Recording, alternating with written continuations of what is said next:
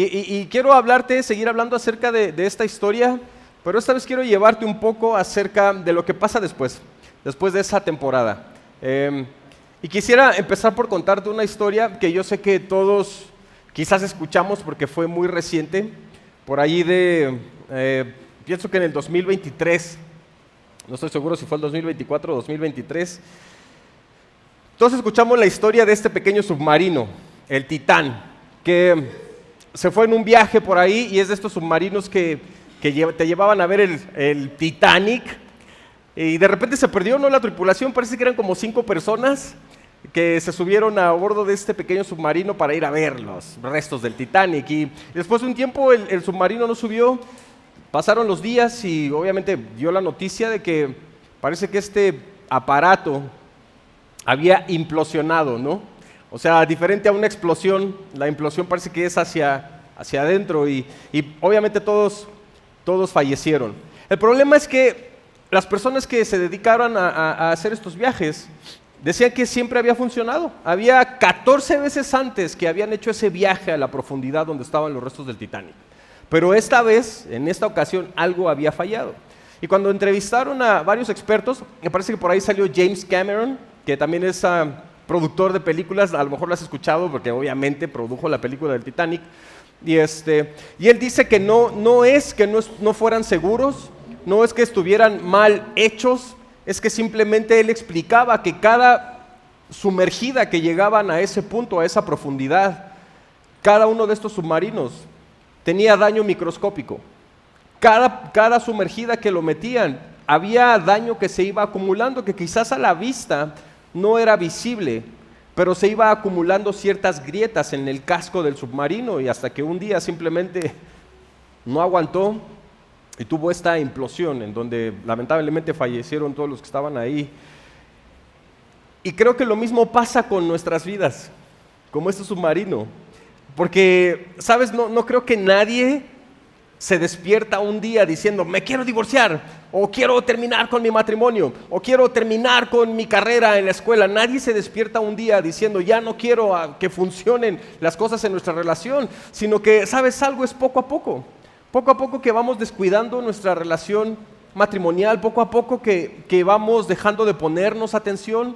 Nadie decide de un día para otro, ¿sabes qué? Voy a poner en riesgo mi ministerio. Nadie decide de un día para otro, ¿sabes qué? Voy a dejar de ser cristiano, voy a dejar de ir a la iglesia, hoy decido que no creo en Dios. No, es poco a poco que vamos teniendo esas mini fracturas en nuestro ser, en nuestra iglesia, a lo mejor quizás en nuestras relaciones, que llega un momento en donde no soporta más y sucede esta implosión en tu vida, en tu ministerio, en tu trabajo, en tu carrera, en tu matrimonio. Porque vamos acumulando esos daños microscópicos dentro de nosotros. Y yo sé que muchos de los que estamos aquí sabemos cómo se siente eso. Sabemos cómo se siente, de pronto todo se fue al caño. Lo que tenía planeado se destruyó. Lo que tenía pensado construir se destruyó. Yo creo que varios sabemos lo que a lo mejor, no sé, un negocio, una carrera, ibas bien en la uni y de repente empezaste a fallar y terminaste siendo reprobado, ¿no? A lo mejor con tu familia y a veces, ¿sabes? Como que queremos involucrar a Dios en donde yo creo que era plan de Dios en que esto no funcionara, ¿no? Y la verdad es que Dios a veces no tiene nada que ver, son simplemente nuestras malas decisiones que vamos llevando de una mala decisión a otra. Y te cuento esto porque lamentablemente creo que esto le sucedió exactamente a David. El mismo David que derrotó a Goliat fue derrotado por un gigante más poderoso que Goliat. Ese gigante, ¿sabes cuál es? El gigante que todos llevamos dentro de nosotros. Y de eso quiero hablarte. Así he titulado a mi mensaje, un gigante interno. Y antes de continuar, te invito a que hagamos todos juntos una oración. ¿Te parece bien? ¿Dices amén o no dices amén? Ahí donde estás, acompáñame a orar, inclina tu rostro y vamos a hacer una oración. Señor Santo, te damos gracias por tu bondad, por tu misericordia. Gracias por tu palabra, gracias, Señor, porque tú siempre nos hablas, nos escuchas también.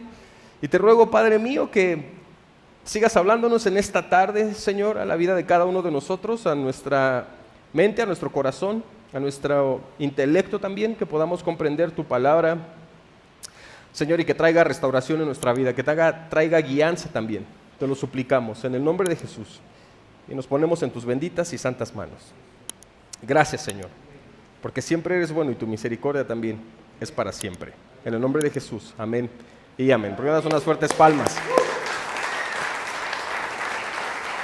Ya sabes, en las semanas anteriores, si has venido, quizás lo sabes, si no, hemos hablado de cómo David era solo un joven, un pastor, que estaba cuidando algunas ovejas cuando Dios lo vio. Y la verdad es que nadie lo consideraba, o sea, a David nadie lo consideraba como bueno para hacer algo, o no pensaban que tenía potencial. Vamos a decir como que nadie daba por él. Imagínate que ni su mismo padre, ni su propio padre lo consideró. Cuando llegó el profeta Samuel a ungir al nuevo rey, ni siquiera su papá lo consideró digno de que estuviera ahí en esa reunión con ellos, ¿no? Pero de repente llega Samuel, lo unge, Dios lo llama, y luego, después de que lo ungen, él va a llevar comida a sus hermanos. Lo vimos en las semanas anteriores, y ahí es cuando ve a Goliat, ve que está insultando a los ejércitos del Señor. David se indigna y dice: ¿sabes qué? Esto no puede estar pasando. ¿Cómo permiten que ese filisteo nos esté diciendo de cosas a los ejércitos y escuadrones de Jehová de los ejércitos? Y él se siente indignado, y entonces obviamente va con Saúl y dice: ¿sabes qué? Yo me voy a enfrentar con él. Y sabes la historia, ¿no? Mata a Goliat, agarra su onda y lo mata, y de ahí en adelante la vida del rey David va acelerándose. Dios lo respalda en absolutamente todas las guerras que tiene y todo lo que hace. Se convierte en héroe nacional. Toda la gente empieza a cantar su nombre, y tú sabes, ¿no? Saúl mató a 1000 y David a sus 10,000, y la gente lo empieza a ovacionar, y Saúl se empieza a sentir como esta envidia por David y diciendo: ¿cómo van a hacer que van a estar ovacionando a David si yo soy el rey? Y entonces, por esa envidia, el rey Saúl empieza a perseguirlo, porque en lugar de verlo como un aliado, en lugar de verlo quizás como su mano derecha, en lugar de verlo como un enviado de Dios, lo empieza a ver como enemigo.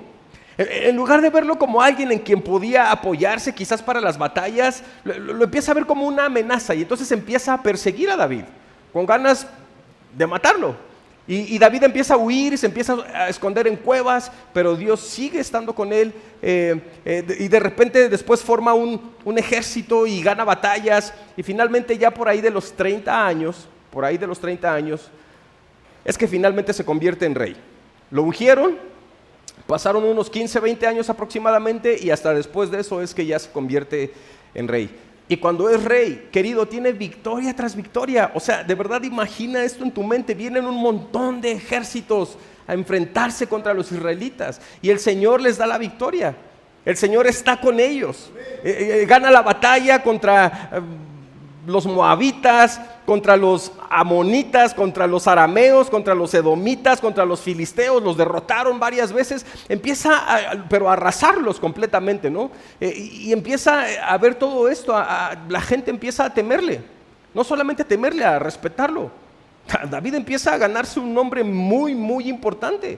De verdad, un verdadero campeón. Las naciones enteras les temían ya a los israelitas. Solo de escuchar el nombre de David ya causaba respeto. Hasta que llega un día donde, ¿sabes? David decide hacer algo diferente a lo que él estaba quizás acostumbrado a hacer.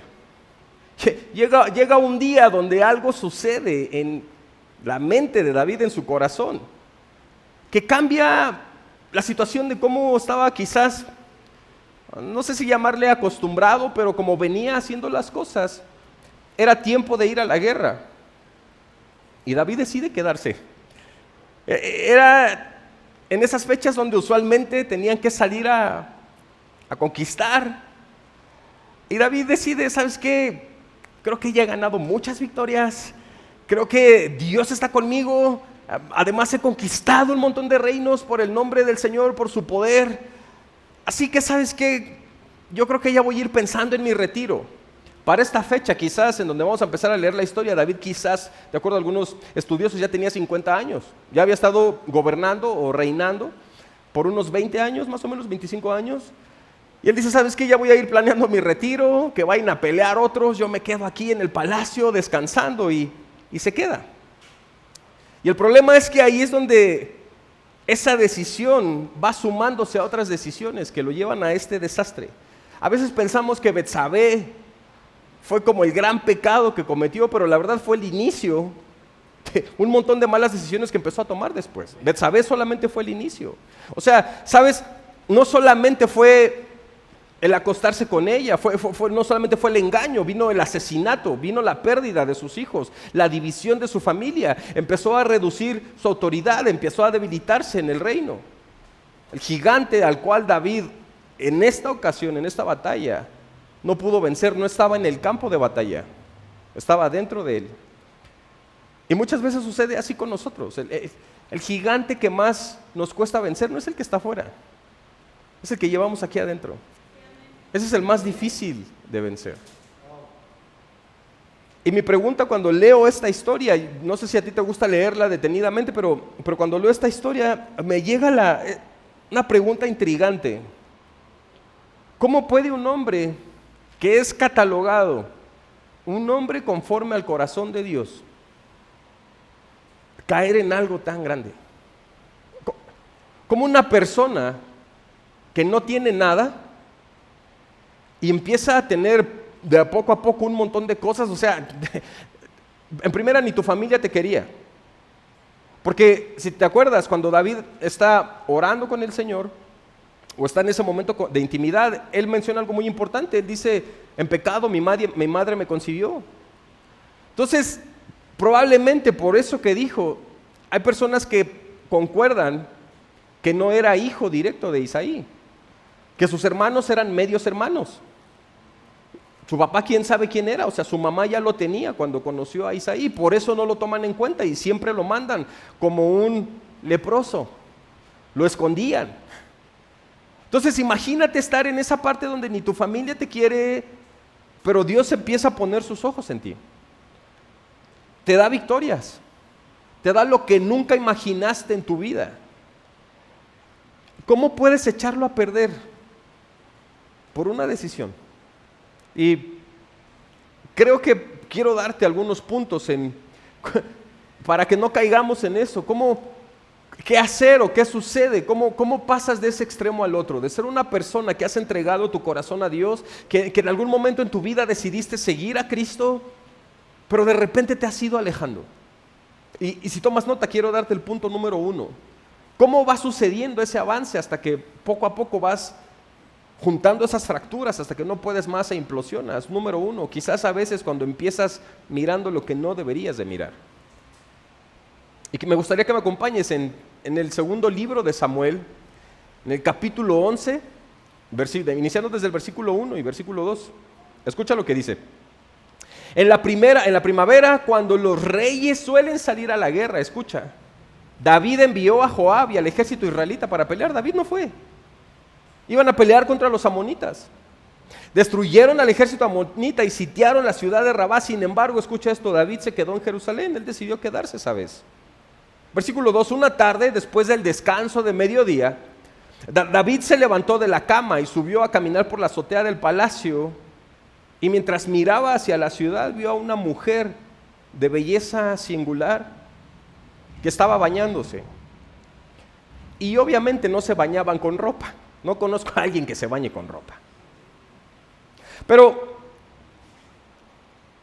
lo que sucedía es que, de acuerdo al contexto histórico de lo que está pasando en esta historia, obviamente no tenían regaderas como nosotros, no tenían calefactores, no tenían boiler, no había eso de que el boiler les quemó las pestañas, no sucedía. Entonces lo que hacían es que llenaban a lo mejor sus tinas o no sé, tinajas donde iban a poner el agua y se iban a bañar y las subían al techo para que se calentaran con el sol y después entonces las bajaban y se comenzaban a bañar. Pero por alguna razón Betsabé decidió, ¿sabes qué? Me voy a quedar acá arriba.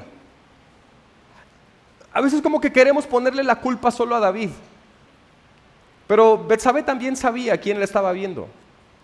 Sabía que quedaba directamente frente al palacio del rey. Y permíteme sugerirte que David no cayó en pecado porque lo que vio era muy tentador. David cayó en ese pecado, ¿sabes por qué? En primer lugar, porque dejó de estar donde debería de estar. Porque dejó de estar en la guerra y decidió quedarse. Para mí ese es el primer punto.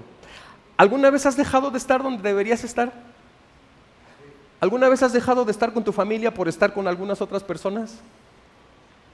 ¿Alguna vez has dejado de estar con tu familia y vamos a poner lo que siempre ponemos de pretexto, por el trabajo?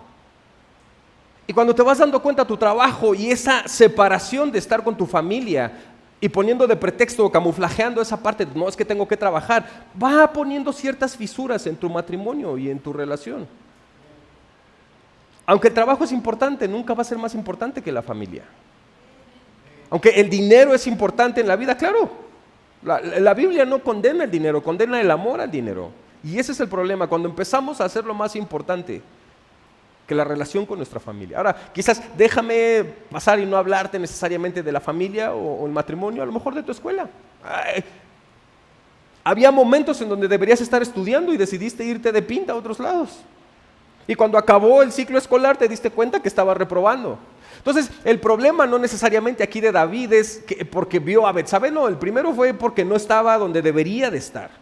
La Biblia lo dice claro, en la época que salen los reyes a la guerra, David se quedó en casa.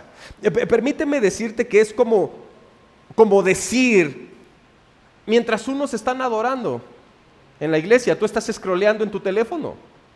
Es eso, no estás donde deberías de estar. Se supone que venimos a reunirnos para aprender, para adorar, para orar, y mientras unos están orando, tú estás platicando, no estás donde deberías estar. ¿Dices amén o no dices amén? Desde ahí empieza el problema, desde ahí empieza la distracción. Mientras otros están a lo mejor alabando al Señor, tú estás haciendo otras cosas que dices, decidimos apartar un día o unas horas en nuestro tiempo de vida para exaltar, para adorar, para aprender, para exaltar al Rey de Reyes. Mientras unos están peleando batallas, tú estás descansando. Y eso fue lo que pasó con David. Él estaba en la azotea, aburrido, buscando entretenimiento. Permíteme decirte que quizás, y esto es simplemente una sugerencia y un punto de vista, no fue la primera mirada que David tuvo lo que lo destruyó con Betsabé, sino fue la segunda. Porque sabes que no la vio solamente una vez, fue el sostener la mirada con ella. Fue el imaginarse qué pasaría si estuviera aquí conmigo. Esa mirada que eligió mantener fue la que lo hizo caer, porque permíteme decirte algo, bro. Sabes que una cosa es que la tentación llegue a tu vida y eso no lo puedes evitar. Las tentaciones llegan y van a llegar. El problema es que tú decidas abrirle la puerta y sentarte a tomar café con la tentación. Ese es el problema. ¿Qué haces con la tentación? Las tentaciones te van a llegar a tu vida de una forma u otra, para formar tu carácter, para desarrollar esa fe espiritual. Pero ¿qué haces con esa tentación? Eso fue lo que hizo David. Entonces, no sé si puedes ponerlo en tu mente. ¿Qué cosas has hecho que quizás no deberías haber hecho? ¿Qué cosas has estado viendo en tu Instagram que no deberías estar viendo? ¿Qué conversaciones has tenido que no deberías haber estado teniendo, que están alimentando ese gigante interno? Quizás un chat secreto que empezó como inofensivo. No, es una hermanita de la iglesia nada más y me está preguntando acerca del servicio y tú lo ves como inofensivo, pero tú sabes que te está tentando. Y el problema es que siempre lo queremos manejar como inofensivo, como no, yo puedo controlarlo, no pasa nada. No es cierto, tú sabes que sí está pasando algo. No, es un amigo del trabajo, nada más fuimos a tener esta conversación acerca del trabajo. No es cierto, tú sabes que te está tentando. Y cuando menos te das cuenta, es cuando empieza a destruirte. ¿Sabes por qué? Porque lo que ves moldea lo que meditas. ¿En qué estás poniendo tu atención? Y lo que meditas va a dar resultado a lo que decides hacer. Entonces, ¿qué cosas estás poniendo en tu mente? Es como dejar una grieta microscópica en lo que te decía en el casco de ese submarino. Poco a poco empieza a hacerse más grande y más grande y más grande. No hace ruido, no lo ves, tú crees que es inofensivo, pero esa grieta crece hasta que un día explota. Y así explota tu vida, así explota lo que está sucediendo. Otro de los puntos, número 2, no solamente es porque quizás estás poniendo atención en lo que no deberías de poner o estás viendo cosas que no deberías de ver. El punto 2 es porque empiezas a hacer lo que nunca pensaste hacer. Mira lo que dice ahí mismo en el segundo libro de Samuel, en el capítulo 11, pero en el versículo 3 y 4 te voy a leer. Escucha, luego de que David vio a Betsabé bañándose, sigue esto, luego envió a alguien para que averiguara quién era la mujer. ¿Te das cuenta que no solamente fue verla? O sea, investigó a ver quién era. A ver, vayan a ver quién es esa chica que se está bañando porque parece muy atractiva. Envió a que averiguara quién era la mujer y le dijeron, hey David, es Betsabé, hija de Eliam y esposa de Urías elitita. Versículo 4. Así que David envió mensajeros para que la trajeran con él. Y cuando ella llegó al palacio, se acostó con ella. Mira, David no solo la vio, preguntó por ella, actuó. ¿Quién es? Y no solo eso, supo que era una mujer casada. Le dijeron, oye, es hija de tal persona, pero es esposa de Urías. Y aún así la mandó llamar. No importa, tráiganla. Yo quiero preguntarle a ver si sí es cierto que está casada, porque no muy confío en ustedes. Y la llevaron, y aquí es donde donde la historia neta se pone real. O sea, David, te prometo que quizás si le pudiéramos preguntarle, él no decidió arruinar su vida en ese día, no dijo, hoy voy a arruinar mi llamado, voy a arruinar mi reinado y mi vida y todo lo que Dios me ha dado. No, quizás él lo vio como algo inofensivo, nada más quiero conversar con ella, nada más le quiero mostrar lo majestuoso que es mi palacio por dentro. No sé, nadie planea destruir su vida en una decisión. Pero eso es lo que hace el pecado, te lleva paso a paso.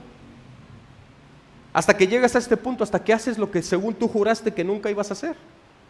Hasta que haces lo que tú dijiste, no, yo sería incapaz de hacer eso. Así es el pecado, te lleva paso a paso. Hasta que cuando estás metido te das cuenta, según yo nunca iba a hacer esto, según yo nunca sería capaz de esto. Ahora, escucha, esto es muy interesante porque quizás no lo habías visto. Cuando David le pregunta a sus siervos quién es ella, no solamente le dicen, es Betsabé, hija de tal y tal. Escucha, le dicen, es esposa de Urías. O sea, el siervo no solo le da información, ¿sabes qué le está dando? Le está dando una advertencia a David. Es esposa de tu mejor amigo. ¿Te acuerdas cuando Saúl te estaba persiguiendo como un perro que te fuiste a esconder en las cuevas? Urías peleó por ti y te defendió. Ella es su esposa. ¿Por qué esto es importante? Porque, ¿sabes qué? Las veces que he platicado, en serio, con personas, conocidos, amigos, incluso pastores, que han pasado por situaciones donde su vida en un instante implosionó, se vino al caño, todos y cada uno de ellos han concordado con que Dios les dio una advertencia antes de dar ese paso final en su vida. Esto era una advertencia para David. David, es la mujer de tu mejor amigo. Y David decidió ignorar esa advertencia. Antes de que caigas en el pecado más bajo, Dios te envía advertencias. No lo hagas. No es por aquí. Esto no está bien. El problema es que muchos de nosotros decidimos ignorar esa advertencia. Muchos de nosotros decidimos, no, yo puedo controlarlo. No pasa absolutamente nada. ¿Sabes qué? Me gustaría hacerte esta pregunta. ¿Cuál ha sido esa advertencia que Dios te ha mandado y que tú has ignorado? ¿A quién persona de las que tú conoces ha usado Dios para decirte, hey, esto no está bien? ¿Qué predicación Dios te ha mandado a tu vida? Del pastor que tú quieras, sea quien tú quieras escuchar, que te ha mandado una predicación a tu vida, decirte, esto no es correcto. Y aún así lo has ignorado. Cuando decidimos ignorar esas advertencias es cuando viene lo peor en nuestra vida. No porque Dios no quiere salvarte, yo creo que Dios siempre te manda una salida de escape antes de que caigas en lo más bajo. Tú decides si ves esa salida o no la ves. Pero David escucha esto, lo ignora, él dice, ¿sabes qué? Yo no quiero ver esa advertencia, tráiganmela. Pues tuvo relaciones íntimas con ella y queda embarazada, Betsabé. Queda embarazada y David, en lugar de reconocer su pecado, trata de encubrirlo. Pero como no le salió bien el encubrimiento, entonces ¿sabes cuál fue su solución en su mente? Asesinar al esposo. De verdad, date cuenta cómo una decisión lo lleva a otra. Déjame decirte a lo mejor un ejemplo muy tonto, ¿no? Cuando te pasas un semáforo y ya te va persiguiendo la patrulla, en lugar de pararte y que te den tu ticket, decides acelerar y decides huir de la policía y luego ya atropellaste a alguien y te van sumando las categorías de tu vida. Cuando simplemente lo más sencillo era pararte, dame mi infracción y vas y la pagas. David sigue como esta bola de nieve, tomando malas decisiones. Por eso digo, Betsabé fue la primera. Y mira lo que dice ahí en 2 de Samuel, en el capítulo 11 ahora, pero en el versículo 14. Dice, entonces a la mañana siguiente, David escribió una carta a Joab y se la dio a Urías para que se la entregara. Escucha esto, mira, ve qué tan despiadado es para darle la sentencia de muerte a Joab y decirle, entrégale esto, a Urías, y decirle, entrégale esto a Joab. O sea, Urías no tiene ni la menor idea que lleva en sus manos la carta que dice, mátenme. Y es su mejor amigo, el que lo salvó de Saúl. No sé si te vas dando cuenta en todo esto que va armando David en su mente, que de repente se ve cegado en lo que está haciendo, en lo que está decidiendo. Ahora, llega a esta decisión, te cuento un poco del contexto rápido, porque cuando se da cuenta que Betsabé está embarazada, ella manda a llamar a Urías, le dice, oiga, traigan a Urías, y entonces trata de emborrachar a Urías y de decirle, oye, ve y quédate con tu mujer. Entonces Urías se niega, él dice, no me puedo ir con ella, rey. Mira el corazón íntegro de Urías, le dice, no me puedo ir. Todos ellos están peleando, están guerreando, la guerra está bien dura. ¿Cómo me voy a ver yo quedándome con mi mujer, descansando y disfrutando mientras todos mis demás compañeros están peleando? No quiero. Entonces David, siendo el rey, obviamente desafiar una orden directa del rey, en aquel tiempo era pena de muerte. Entonces, para no verse tan necio, Urías dice, está bien, me voy a ir, pero se va y después se da cuenta que no tuvo relaciones con su mujer. Lo que David planeaba era mandar a Urías a su casa para que tuviera intimidad con su esposa y después decir, el hijo es de Urías, no es mío. Y en aquel tiempo no había pruebas de paternidad. Entonces, pero no lo hizo. O sea, Urías no se fue con su mujer, después se enteró que se quedó a dormir afuera del palacio. Entonces David se enoja y es ahí cuando le dice a Joab, a ver Joab, ven acá. Y mira lo que le da la carta. Versículo 15, la carta le daba las siguientes instrucciones a Joab. Pon a Urías en las líneas de enfrente, donde la batalla sea más violenta. Escucha esto, qué gacho. Luego retrocedan para que lo maten. Bro, o sea, versos atrás, o capítulos si tú quieres, estamos hablando de David, el joven que es conforme al corazón de Dios, y el que nadie quiere, pero pobrecito, está ahí cuidando sus ovejitas, y Dios lo ve y Dios lo llama. ¿Te das cuenta que el problema más grande del ser humano no es estar en lo más bajo, es no estar preparado para estar en el éxito? Ese es el problema más grande de nuestro corazón. El no estar preparado para tener el éxito que tanto deseas. El que no tengas el corazón que pueda soportar la carga de estar en lo más alto.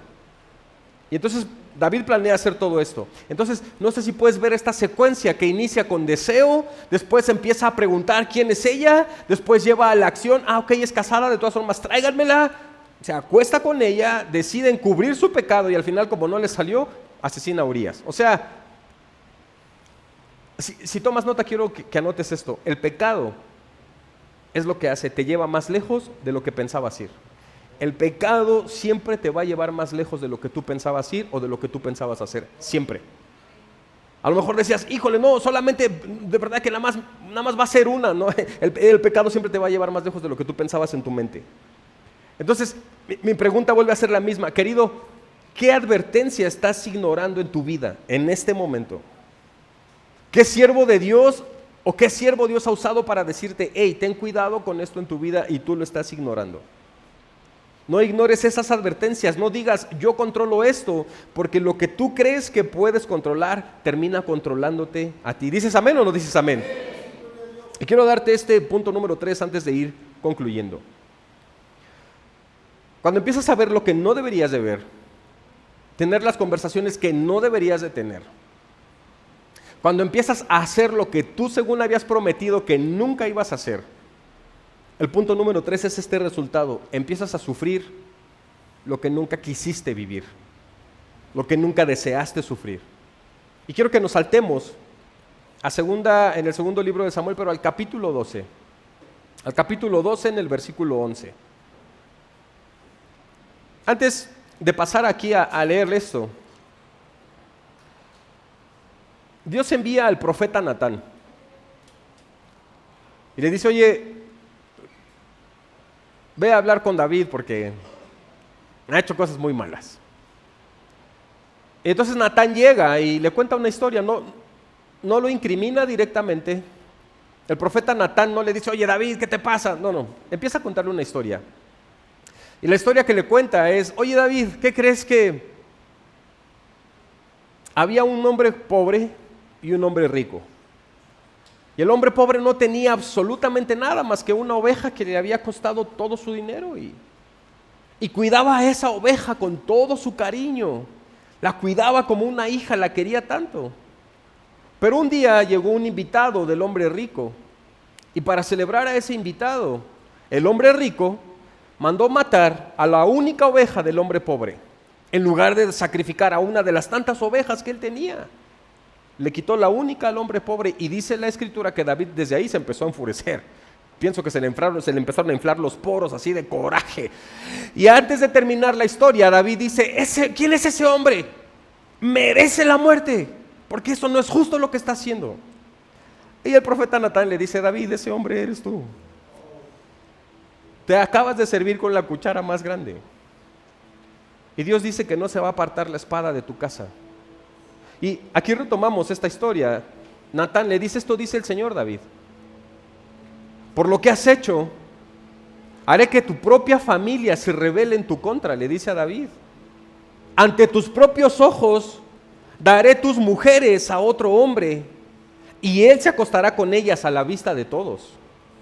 Lo que tú hiciste en secreto, David, yo haré que suceda abiertamente a la vista de todo Israel. Escucha, David pensó que él se había salido con la suya. ¿Sabes? Cuando hay personas que te cuentan que David no pudo construir el templo porque tenía manchadas las manos de sangre, mi personal opinión es que se refiere a esto, no a todas las batallas que tuvo, porque todas las batallas que tuvo David no las tuvo porque él quiso. David no tenía una mente de conquistador, de decir voy a ir a matar a los amonitas porque me da la gana. No, todas las batallas que tuvo fue porque Dios le dijo que las tuviera. Dios no lo podía culpar de algo que él lo está mandando a hacer. Pero en esto tenía sangre inocente en sus manos al haber asesinado a Urías. Y esto es lo que se le reclama después, no todas las otras batallas. Es esto, el haber asesinado a una persona que era completamente inocente, a una persona que te era fiel a ti, a una persona que estaba dispuesta a dar su vida por ti. Ahora, si me preguntas, ¿cómo es que sucede todo esto? Mira, después de Mical, creo que fue un parteaguas para David. Porque vence a Goliat, recupera el arca del Señor. Y acuérdate de esta historia cuando la está llevando el arca y entran a Israel y todos empiezan a alegrar y empiezan a cantar su nombre y a decir sí, y a darle palmas, y David empieza a danzar, ¿te acuerdas, no? Y bueno, algunas versiones dicen que empieza a danzar tan alocadamente que empieza a quedar sin ropa, hasta quedar, me imagino que en calzoncillos. Y Mical, su esposa, lo ve desde su ventana y lo despreció, dice la escritura. Y cuando llega a la casa, o sea, en lugar de que su esposa le dijera, David, bendito eres por haber traído el arca. O sea, qué bueno esto que hiciste, que Dios te siga usando, que Dios te siga dando fuerzas. No. Empieza a decirle, wow, cómo se veía el rey dando de vueltas ahí frente a todas las demás quedando desnudo. Y no está aquí en mis diapositivas, pero me gustaría que me acompañes a leerlo si tú traes tu Biblia, en 2 de Samuel en el capítulo 7, en el versículo 20.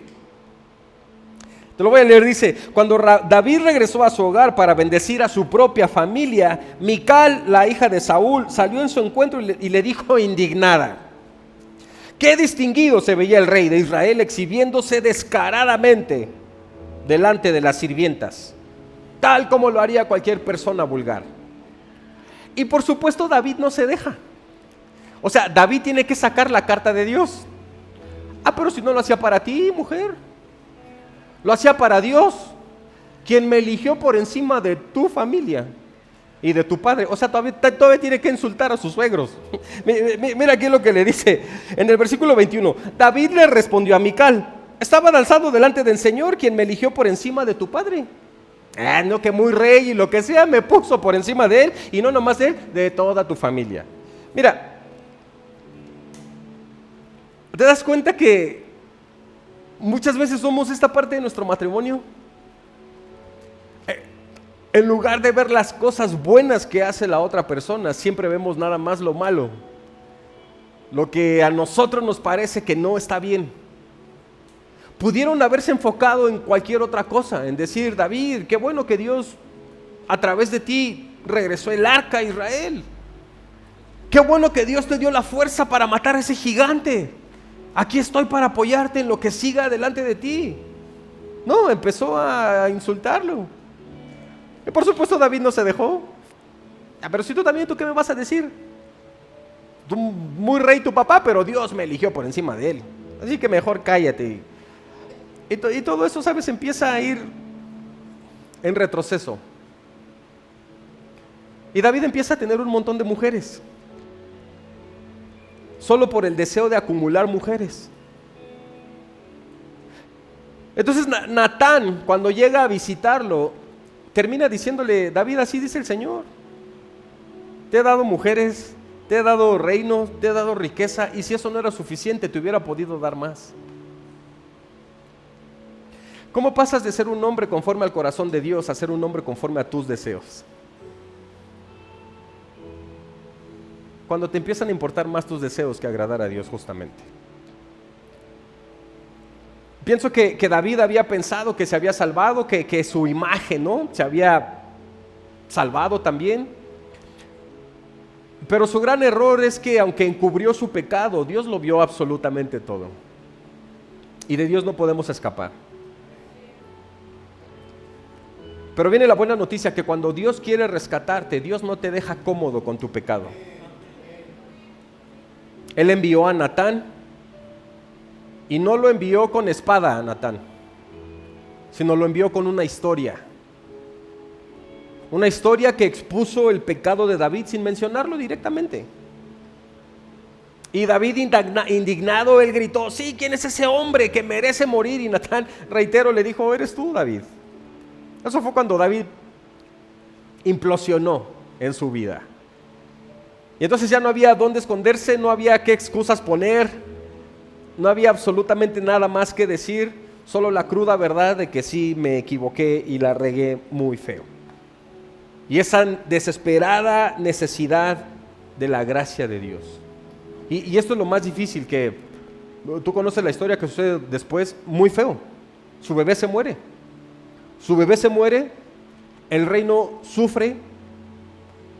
Uno de sus hijos viola a su media hermana, a la hija de David, que era media hermana de él. Y el otro hermano mata al que violó a la hermana, y uno de sus hijos se rebela por eso, porque a sus ojos David no hizo nada, y se rebela contra él, y ahora su hijo empieza a perseguir a David con ganas de matarlo, y es toda una historia increíble, o sea, completamente horrenda, que pudo haberse evitado, quizás sí. Pero ¿sabes por qué esto es tan fuerte? Porque David era un hombre conforme al corazón de Dios, y aún así cayó. Por eso a mí me resulta tan pesado, tan difícil de digerir. ¿Por qué? Porque esto nos enseña algo claro. Tener un corazón conforme al corazón de Dios no te hace inmune de los efectos del pecado. No te da inmunidad. Entonces, yo no sé si hay algunos de nosotros aquí que quizás están viviendo o estamos viviendo el dolor de una serie de malas decisiones en nuestra vida, de elegir malas cosas. Tal vez lo has perdido todo, tal vez no has perdido nada, tal vez has perdido tu matrimonio, o tu trabajo, o tu ministerio, o tu familia, o tu salud. Y a lo mejor a veces piensas: ¿cómo llegué aquí? O sea, ¿cómo terminé en este punto en mi vida? Y quiero darte esta palabra, que la anotes. El pecado siempre promete placer, pero siempre te cobra con dolor. Siempre. Todo el tiempo. Sin embargo, aquí viene algo poderoso. David, al ser confrontado por Natán o por Dios mismo, no huyó, no se justificó, no culpó a Betsabé, no dijo, no, ella tiene la culpa, ¿para qué se pone a bañarse así enfrente de mí? ¿No? ¿Qué fue lo que dijo? He pecado contra el Señor. Sí lo hice. Y con esas palabras comenzó su restauración. Entonces, ¿qué es lo que quiero decirte con esto, querido? Tu caída tampoco no significa que es el final de tu historia. Es el punto donde Dios puede empezar algo nuevo si tú respondes con humildad ante Él, respondes con ese corazón humilde. Nos damos unas fuertes palmas. Escucha esto, Dios no te confronta. Cuando te confronta, Dios no te confronta para destruirte, te confronta para restaurarte. Eso es lo que Dios hace, para darte una nueva oportunidad. Y ese es mi mensaje de hoy. Hoy no hablamos de gigantes con espadas, con escudos, con corazas que están afuera de nosotros. Hablamos de esos gigantes que están dentro, que viven en tu alma o en nuestra alma. A lo mejor hoy estás luchando con uno de ellos. Tal vez estás a punto de implosionar, de decir, ¿sabes qué? O tal vez ya lo hiciste, no sé, pero escúchame, este no es el final de tu vida. Después de todo esto que pasó, David escribe lo que todos conocemos cuando le dice al Señor, Señor, crea en mí, oh Dios, un corazón limpio y recto delante de ti. Y Dios restauró a David. Y así como restauró a David, también quiere restaurarte a ti también. ¿Dices amén? ¿Por qué no damos una ofrenda de palmas todos juntos?